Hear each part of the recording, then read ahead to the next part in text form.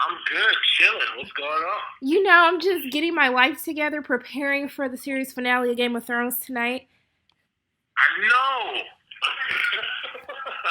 Look, it's just a lot going on. I'm hoping that Cersei pull it through, okay? Hell no. First of all, look, I love me some Cersei. All right, she's the baddest woman on the planet. But she's done. She's No! done. She's in bedrock right now. I'm All not gonna right. believe that. I'm not gonna accept that for Cersei's fate, okay? All right.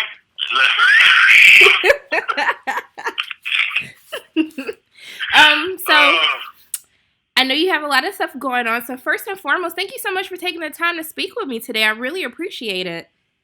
no problem. Unlike anybody who want to talk to my ass, so that's what's up. What? You are the best, okay? You give me all my life in your movies, okay? I'm Thank you. serious. So lately, you have been booked and busy since Straight Outta Compton. So you just recently gave us Best Friend Goals in the long shot, and now the fate of the world is on the line in Godzilla King of Monsters. So tell us a little bit about your character and what attracted you to this role. I played Chief Warrant Officer Barnes, who is the senior officer of G Team, which is a branch of military that falls under Monarch. And yeah, we handle everything from bad guys to bad monsters.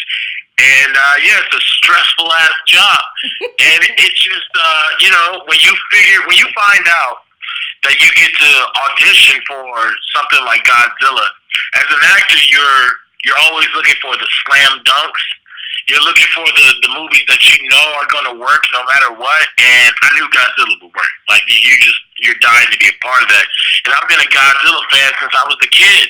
So I just looked at this as God throwing your boy a bone. It worked Right? out. So many may not know that before you did Straight Outta Compton, you were actually studying screenwriting at USC.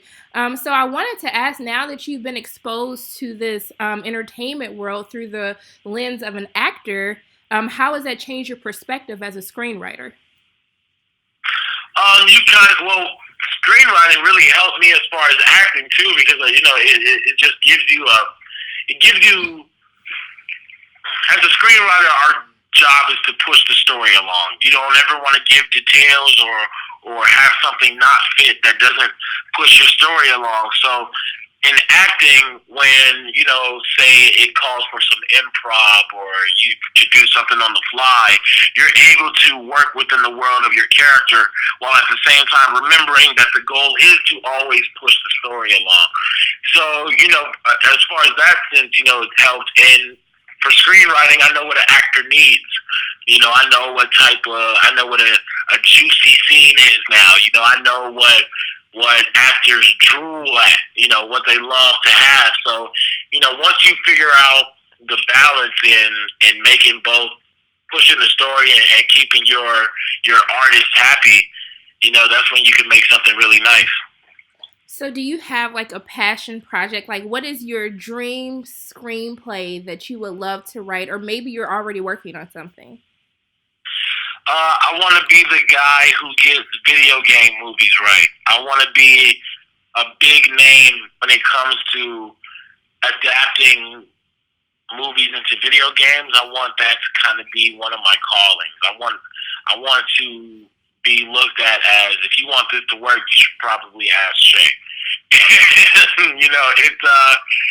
It's I feel like it's an untapped market. I mean, it's been tapped, but No one's they really gotten don't. it right. Really recently, Yeah. Detective Pikachu. So, like, you touched my soul with that because, yes, please, someone save these video game adaptations. We are on a roll with Detective Pikachu that just came out. So, like, I'm waiting. Like, do you have a video game in mind? Like, what's your favorite video game? Shoot. I mean, the ultimate game to be turned into a movie is obviously Grand Theft Auto. I mean, like that'd be the easiest. Like you just do that easily, and other ones I can't really say without. having a meeting first. I know a bunch of people listen to your ideas, and you might just go in like, "Oh yeah, we already thought of that." Hey, protect your ideas. I understand. Yeah, you gotta keep it. You gotta keep it under wraps. As a filmmaker, you gotta do a lot, but as a black filmmaker, you gotta do a lot more. So you gotta make sure your ideas you keep close to the chest. Right, but I'll be waiting. Okay, I will be waiting, and I will be cheering for you. Okay. Thank you. When I finally get it, you'll be the first interviewer for me. Okay, I'm gonna remember that. Okay, we have this. All right, I'll remember. So I know that you're a huge Godzilla fan. So I wanted to ask you if you had to go head to head with Godzilla as one of the monsters, like which one would you choose to be and why? I would probably choose a monster by the name of Gigan. Gigan was the one monster where I was like, yo, Godzilla should have lost that. It was just mad bloody. And, like, as a kid, I remember thinking, God damn, like, it's a wrap. And, of course, he prevailed because Godzilla's the hero. But, if you ask a hardcore Godzilla fan, Gigan, they know Gigan is a problem. First of all, the blades as the hands, first and foremost, okay? It's a wrap. Right? I still would have chose King Ghidorah, but I just might be able to see that matchup. Let's see how it takes place in Godzilla King of Monsters. But I do also want to ask, so let's say that you were in a city and Godzilla is on the loose fighting for our lives, okay? And you had to get out of Dodge. What would you pack, like, in your survival bag? Like, what will be your survival items that you will use and why? Well, I'm a bit of a doomsday prepping type guy. So, like, I literally have, like, I got a pack of, like, 10,000 seeds in my house, like, of, like, different vegetables and stuff. And, like, I got, like, 4 of those. So, like, I got, like, packs for like 40,000 worth of seeds, 40,000 seeds of food. And I have something called a life straw, which turns any water source into drinkable water. What? Yeah, I have something called a Surprise bracelet that has like fishing hook, water purifier, a compass, cordage, like a fire starter. It has all that on it, and probably my PlayStation. The PlayStation? Wait, you have everything else. Where is the PlayStation coming from? I need my PlayStation. I keep my PlayStation with me everywhere I go. But what if there's no power? We'll find that shit eventually, and I'll be the only one with PlayStation.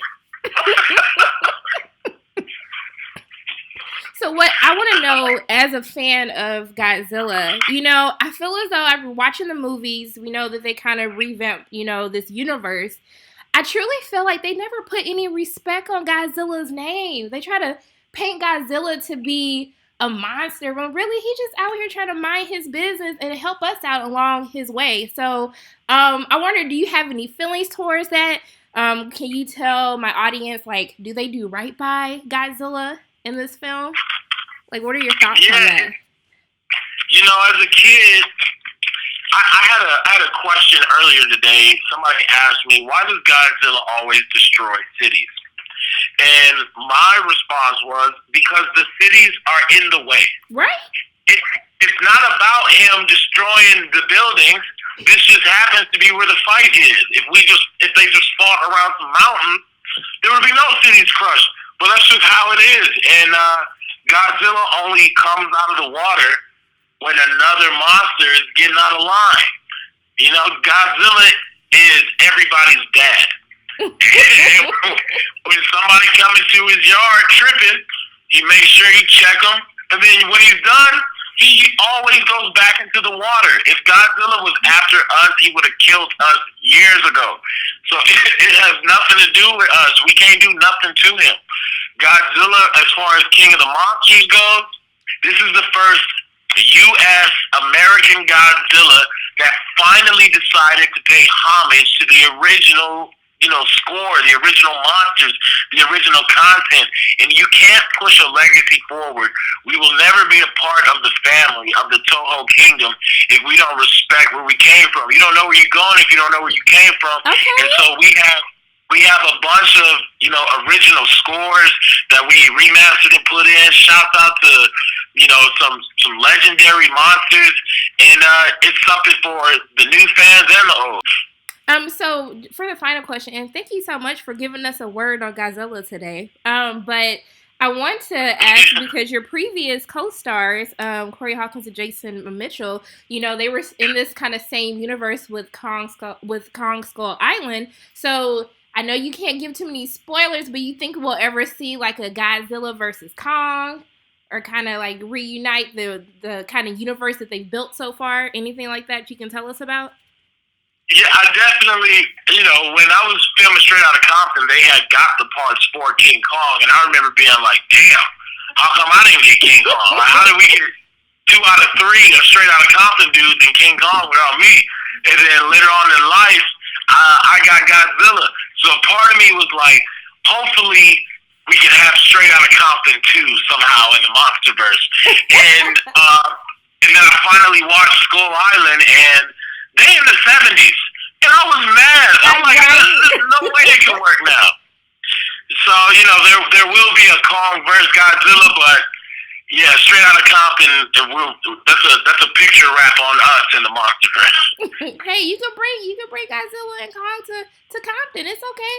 We can do a time. Yeah, we'll figure something out. Thank you. Thank you so much. I really appreciate it.